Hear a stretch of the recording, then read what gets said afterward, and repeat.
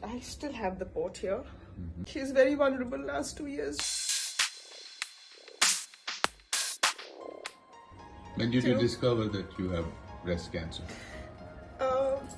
No, my breast cancer, I didn't have any symptoms. I do like a yearly test for myself where I do my sonography and blood tests. The yearly checkup. So it was an annual checkup where my person who was doing my sonography said, I think you should go and get this checked with Dr. Mandar, who's an oncologist. And I know about him.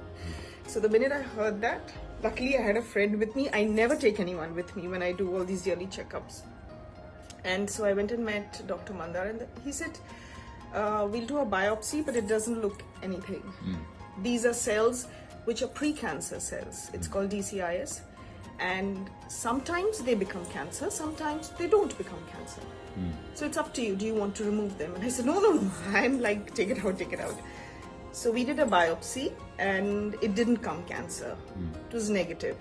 But I still wanted to take it out.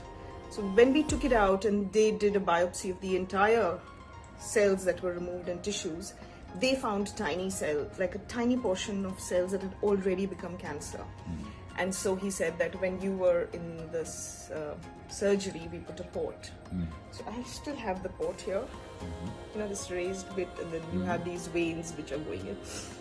So they said, you have to give you chemo. And then I started crying. And then my sister was like, it's treatable. Doctors saying it's 100% treatable. These are very, very early cancers. And that's the one thing that, if you catch it early, cancer is treatable. And my sister was like, why are you behaving like a 17th century woman? Why are you crying? I mean, the doctor's like, good news. And you're crying.